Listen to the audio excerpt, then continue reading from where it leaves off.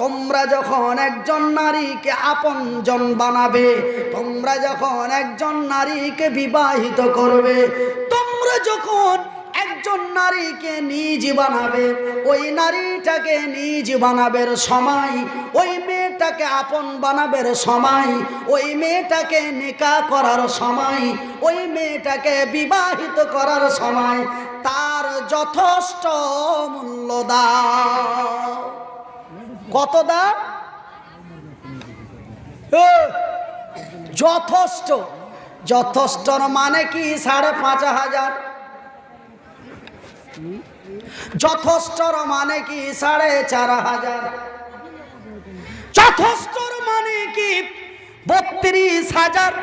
যথেষ্টর মানে হলো তাকে অগণন মূল্য দাও, যার কোনো গুনতি নির্ধারিত নেই, যত পারো তত দাও।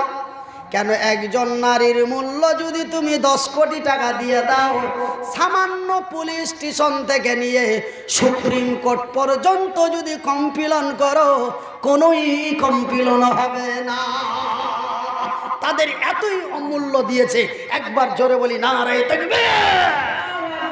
কিন্তু এই মালের মূল্য নির্ধারিত, এই মালের মূল্য নির্ধারিত, এই মালের মূল্য নির্ধারিত। খুব নিতে পারলে একটা জালসাতে ৬০,০০০ নিতে পারবো। যদি ২ লাখ ডিমান্ড করে বসি, কমপ্লেন করলে সাথে সাথে অ্যারেস্ট হয়ে যাব। কিন্তু ওই মালের এত মূল্য রে, ১০ কোটি টাকাও যদি দিয়ে দাও, সামান্য পুলিশ স্টেশন থেকে নিয়ে সুপ্রিম কোর্ট পর্যন্ত যদি মামলা দায়ের করো, কোনো মামলা হবে না। যত পারো তত দাও, দিতেই হবে, না দিলে হবে না। বিনা পয়সাতে কোনো জমি পাওয়া যায় না। এটা যেমন জমি রে, ওটাও তেমন জমি। এই জমি যেমন বিনা পয়সায় পাওয়া যায় না, ওই জমিও বিনা পয়সায় পাওয়া যায় না। তবে এই জমির দাম হলো নির্ধারিত, ওই জমির দাম হলো অনির্ধারিত। যত পারো তত দাও, দিতেই হবে, না দিলে পাওয়া যাবে না। এতই মূল্য, এতই মূল্য। একটা ঢাল পোহড় এসে বলে, মৌলভী সাহেব ওই জমির এতই কেন মূল্য? নিসাউকুম ওয়া হারসুল লাকুম। এটা যেমন জমি, ওটাও তেমন জমি। এটা যেমন জমি, ওটাও তেমন জমি।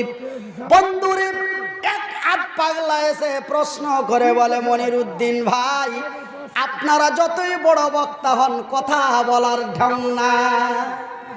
আপনারা কি বুঝেন? যারা জমি জায়গা করে ওরাই বুঝে জমির কি দাম। তুমি ফের ওয়ার্গের দাম কইছো মেলে? হ্যাঁ, শোনো মৌলভী সাহেব, হাজি, আপনারা যে মৌলভীরা যে বলছেন ওই জমির দাম মেলায়, দাম দিতেই হবে, যত পারো দাও, না দিলে চলবে না। হাজি মৌলভী সাহেব বলেন তো, আমাকে প্রশ্নের উত্তর দেন তো, ওই জমিতে কয়টা ফসল হয় যে ওই জমির এত দাম? আর এই জমিতে কত ফসল হয় জানো? তোমরা ওই জালসা করে বেড়াইছো আর চিল্লাইছো আর ১০,০০০ ১৫,০০০ করে পেয়ে নিছো। তোমরা কি বুঝবে জমি সম্বন্ধে? মানে মুরগার ঠ্যাং খাইছো আর মুছে পাক দিছো। জানো এই জমিতে ধান হয়, মামুর বাটা আমাকে এরকম করে বুঝাইছে। এই জমিতে ধান হয়, এই জমিতে গম হয়, এই জমিতে আলু হয়, এই জমিতে পেঁয়াজ হয়, এই জমিতে ভুট্টা হয়, এই জমিতে আপেল হয়, এই জমিতে কাঁঠাল হয়, এই জমিতে এত কিছু হয় মনির ভাই, বলতে বলতে সারা দিন লেগে যায়। এই জমিতে বিভিন্ন ফসল ফলে, এই জমিতে মাখনা হয়, এই জমিতে আখরোট হয়, এই জমিতে অতি দামি দামি ফসল ফলে, ওই জমিতে আবার কোন ফসল ফলে? ওই জমিতে তো দুটো ফসল দেখা যায়, একটা ফসলের নাম হলো বেটা, আর একটা ফসলের নাম হলো বেটি। ১৫৯৫ টাকা উঠেছে কালেকশন। এই দেখ, আমি বললাম রে পাগলা, নিসাউকুম হারসুল লাকুম। আমি বললাম পাগলা রে, এই জমিতে যেমন বিভিন্ন ফসল হয়, ওই জমিতে তেমনই বিভিন্ন ফসল হয়। এই জমি চাষ না করলে যেমন ফসল হয় না, ওই জমিও চাষ না করলে ফসল হয় না। এই জমিও চাষ করতে হয়, ওই জমিও চাষ করতে হয়। এই জমিতে যেমন বিভিন্ন ফসল দেয়, ওই জমিতে তেমনই বিভিন্ন ফসল দেয়। বলে কি কি ফসল হয়? আমরা তো বেটা আর বেটি দেখতে পাই না। না, ওই জমিতে বেটা হয়, ওই জমিতে বেটি হয়, ওই জমিতে ডাক্তার হয়, ওই জমিতে মাস্টার হয়, ওই জমিতে ইঞ্জিনিয়ার হয়, ওই জমিতে মাওলানা হয়, ওই জমিতে মুহাদ্দিসিন হয়, ওই জমিনে মুফাসসিরিন হয়, ওই জমিতে আলেম হয়, ওই জমিতে জালেম হয়, ওই জমিতে মদখোর হয়, ওই জমিতে সুদখোর হয়। এই জমি যেমন বিভিন্ন ফসল দেয় রে, ওই জমিও তেমনই বিভিন্ন ফসল দেয়। আর ওই জমির ফসলের দাম জানো রে? একটা ইঞ্জিনিয়ারকে যদি একটা বিল্ডিং এর সিস্টেম করো, মাত্র 8.5 মিনিট কাজ করবে। 8.5 মিনিট কাজের দাম হলো 1.5 লক্ষ টাকা। তবে ওই জমির ফসলের দাম জানো? ভাই গো, কানা পোকা লাগা ওই জমিরই ফসল, ওই জমিরই ফসল কানা পোকা লাগা। ডিস্ট্রিক্ট ছেড়ে 2 ঘন্টা চিল্লাবো, টাকা 15,000 নিয়ে নিব মাত্র। রাজ্যের বাইরে 2 ঘন্টা চিল্লাবো, টাকা 30,000 নিয়ে নিব। ওই জমির ফসল, তা তো ভালো নয়, কানা পোকা লাগা। কানা পোকা লাগারে যদি এত দাম, তবে ওইগুলা কত দাম? নারায়ে তাকবীর। যাই বা হোক, কথা আর আপনারাকে না বলে, কথা আর আপনারাকে না বুঝিয়ে আমি এখান থেকে এই পর্যন্ত শেষ করছি। কই কই ওই ছেলেটা তো পারবেন, আপনার ভানিকে যদি করেন তো আপনার নামে কেসে নেবেন, কেন ও একটু দূরে হলো। যদি চাস্তো ভানিকে কিছু উল্টাপাল্টা কইতে যান তো মায়েরা মাথা ফাটিয়ে দিবে। আর একটু যদি গাঁয়ের কোনো বহুকে শাসন করতে যাও তো তোমাকে ছাঁটিয়ে দিবে। কিন্তু আপনার বিবি হচ্ছে অতি কাছে, যত কাছের মানুষ হয় তত বেশি বলা যায়, তত রকম করে বলা যায়। আপনারা অত্যন্ত কাছের মানুষ, এলাকার ছেলে, সুপরিচিত মানুষ। অনেক কিছু কথা রাগের মুহূর্তে, খুশি মাইন্ডে, অন্য মাইন্ডে, বিভিন্ন কথা বলেছি। কথার মধ্যে যদি কেউ কষ্ট বা দুঃখ পেয়ে থাকেন, ছেলে বা বন্ধু মনে করে ক্ষমা করবেন। কোরআন হাদিসের দৃষ্টিতে কোনো উল্টো পাল্টো বলে থাকলে আপনারা আমাকে জানাবেন। আপনারা অনেকে আমার দোকান চিনেছেন। লকডাউনে 5 মাস 6 মাস ধরে শুয়ে শুয়ে কিছু অর্থের প্রয়োজন, কিছু সাহায্যের প্রয়োজন, কিছু সাহায্য করবে। কে আসো গো, কে কি দেবে? এই বলে আমার নবী, আল্লাহর নবী, দয়ার নবী, বিশ্বের নবী, মদিনাতুল মুনাওয়ারা, ওই আরবের মাটিতে মদিনার প্রান্তে রাসূল এমন ডাক দিলেন। এ আমার ভাইয়ের, আমার বন্ধুরা, সেই দিন নবীর ডাকে সাড়া দিয়ে নবীর সাহাবীরা হাজার হাজার লক্ষ লক্ষ টাকা ওই দিন নবীর দরবারে সাহায্য দিলেন। শুধু আল্লাহর বান্দারা নয়, নবীর সাহাবীরা নয় রে, সেই দিন নবীর ডাকে সাড়া দিয়ে ওই মদিনার মহিলারা, ওই মদিনার নারীরা, ওই মদিনার মায়া লোকগুলি আল্লাহর নবীর দরবারে তারাও যেন কোটি টাকা দান করলো। তারা টাকা খেজুর দেয় নাই, তারা উট গাড়ি ঘোড়া দেয় নাই, তারা দিয়েছিল কানের দুল, নাকের ফুল, হাতের চুড়ি, গলার হার, পায়ের জলতরণ, পায়ের। একটা আপনাদের বলছি কি, ভাত মাংস বেঁচে গেছে, 50 টাকা করে এখন লাগাইছি। আপনারা যারা যারা খাবেন চলে যান, এখন আলু বাইরে চলে আসে, তার আগে আপনারা খেলে 50 টাকা দিয়ে দিয়েছেন।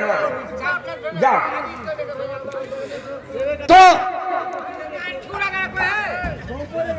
আমার ভাইয়ের, আমার বন্ধুরা, আরে আমার আব্বা জানেরা, আরে আমার পর্দা মায়েরা, ওই দিন মদিনার প্রান্তে আল্লাহর রাসূল দয়ার নবীর ডাক শুনে মদিনার মেয়েরা কেউ কানের দুল, কেউ নাকের ফুল, কেউ গলার হার, কেউ হাতের চুড়ি, কেউ কোমরের বিচ্ছা, কেউ পায়ের জলতরণ, কেউ হাতের মল, কেউ পায়ের চানখাড়ু, এমনি করে করে কেউ কোমরের বিচ্ছা, অলংকার যাহা শরীরে ছিল গো সেই অলংকার গুলি খুলে খুলে নবীর দরবারে দিয়ে দিলেন।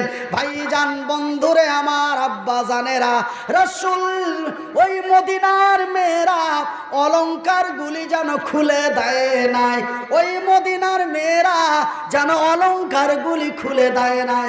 কেন? খুলে দিতে গেলে তো সময় লাগবে। খুলে দিলে সময় লাগবে কিনা? খুলে দিলে সময় লাগবে কিনা? ওই মদিনার মেয়েরা সেই দিন অলংকার গুলি খুলে দেয় নাই। কেন? খুলে দিতে গেলে সময় লাগবে। দুখান হাত দু জায়গায় আছে, দু জায়গার হাতকে এক জায়গায় করতে হবে, এক জায়গায় করার পরে কানে নিয়ে যেতে হবে, কানে নিয়ে যে ফের বালিটার আঁকুড়াটা ঢুকতে হবে কোন দিকে আছে, ঝুড়া পাইবে তারপরে খুলবে। তো দুখান হাত এক জায়গায় নিয়ে যেতে, আঁকুড়া ঢুকতে আর খুলতে মোটামুটি 1 মিনিটের মতন লেগে যাবে, 30 সেকেন্ডের মতন লেগে যাবে। এতটা সময় মদিনার মেয়েরা, মদিনার নারীরা সাহায্যর জন্য এতটাও লেট করে না। আমার ভাইরা, আমার মায়েরা, সেই দিন মদিনার যুবতী সুন্দরী নারীরা তারা এমন করে কানের ফুল, কানের দুল, ওই কানের দুলগুলি এমন করে এই দুটো আঙ্গুল দিয়ে কানের বালিটা হাত দিয়ে ধরেছে, পাট করে ছিঁড়ে রাসূলের দরবারে দিয়ে দিয়েছে। আর কান দিয়ে তত্তর করে রক্ত বেরিয়ে গেছে, নাকের ফুলটা এমন করে ধরেছে, করে ছিঁড়ে এমনি করে দিয়েছে, কান দিয়ে রক্ত বেরিয়ে জামা ভিজে গিয়েছে। গলার হাতটা এমন করে ধরেছে, খাট করে ছিঁড়ে চট করে দিয়ে দিয়েছে। এই এমনি করে মদিনার মেয়েরা কানের দুল, নাকের ফুল, একটা বাংলায় কথা বলি মারে, তারা মদিনার মাটিতে, মদিনার প্রান্তে, ওই মদিনার আল্লাহ ওয়ালি সালেহা মহিলারা তারা কানের দুল, নাকের ফুল, গলার হারা, হাতের চুড়ি, পায়ের জল, পায়ের পাতা এমনি করে করে তাদের অলংকার গুলি খুলে খুলে রাসূলের দরবারে দিয়ে দিলেন। আর বলেন, ইয়া রাসূলুল্লাহ, ও গো নবী, চাই না সোনা, চাই না চাঁদি, চাই না হীরা, চাই না মণি, চাই না মুক্তা, চাই শুধু আল্লাহর কোরআনের বিধান। নারে চাই না সোনা, চাই না চাঁদি, চাই না হীরা, চাই না মণি, চাই না মুক্তা, চাই না অলংকার, চাই শুধু আল্লাহর দ্বীনের কোরআন। একবার জোরে বলি নারে তাকবীর। এই কথাটা যখনই বললাম 13 ঘন্টা চান্দির হার পাইনি ওই সিমরিয়াতে। ওই এক যদি মাংস নেন 150 টাকা কেজি করে আমরা আগে দেখি যে নিতে পারেন। হ্যাঁ, এবারকার আইলো অন্য আলোচনা। তো যাই বা, যদি এঠে জায়গা না থাকে তো এরকম করে নিয়ে যেতে পারো। হ্যাঁ, এখানে যদি জায়গা না থাকে, খেতে যদি না পারে, তবে বাড়িতে নিয়ে যে খাবে। হ্যাঁ, তো কি বলছিলাম ভাষাটা? তো এই কথাটা বলার পরে ওইটাও মসজিদের জালসা ছিল, ওরা মার্বেল করবে তার লেগে জালসা করেছিল। তো 13 ঘন্টা চান্দির হাত, লাখ মাছি মোটামুটি 20টা পাইনু, আর হাতের চান্দির পলা গালা মোটামুটি 8 জোড়া না 9 জোড়া, মোট কথা টেবিলে এতখানি জায়গা উঁচা হলো। তো সত্যি আমি অবাক হয়ে গেলাম যে বিহারের মেয়েরা, বিহারের নারীরা রাসূলের হাদিসকে এতটাই ফলো করে, নবীর ঘটনাগুলিকে এতই প্রাধান্য দেয় যে একটা পান একজন মহিলা এখন পান দিলে 1 ভরি, ওই পানটা দেখে মদিনার কথা মনে পড়লো। আর মদিনার কথাটা বলা শেষ হয়নি, একদম সব হার খুইলা আংটি খুইলা আর এই খুইলা খুইলা দিতে চালু করে দিলে, দিতে দিতে আধ ঘন্টার মধ্যে এতখানি জায়গা উঁচা হয়ে গেল। তবে বুঝলাম সত্যিকারী তারা রাসূলের হাদিসকে তারা অতি প্রাধান্য দেয়। তো যাই বা হোক, আজকে আমি জালসার সিস্টেমটা অন্যরকম দেখলাম। কুলের কথা না বলাই ভালো, কিন্তু বলতে একটু বাধ্য হয়ে গেলাম যে কালেকশনের একটা জোশের সময় একটা সহযোগিতাকারী ছেলে দেখা যায় না, শুধু দেখা যায় খলিল সাহেবের ভাইকে আর হাজি সাহেবকে। মানে তোর কে দুজনারই জালসা, তোরা যা পারবি তাই কর। দুটা গামছা ধরতে হবে, কে কোন দিকে টাকা দিচ্ছে ওকে ফুসলে নিয়ে আসতে হবে, অনেক কিছু ব্যাপার। কিন্তু একটা চ্যাংড়াকেও দেখতে পাওয়া যায় না। এই রহমান চ্যাংড়াটা এর আগে জালসা করতে এসেছি, আব্দুর রহমান চ্যাংড়াটা ছেঁচড়ে লেগে থেকেছে। আজকে ও দেখছি যে একবার সামনে দাঁড়িয়ে, সামনে একবার হাসতে হাসতে এলো, ফের কোনটা সাইড হয়ে গেল।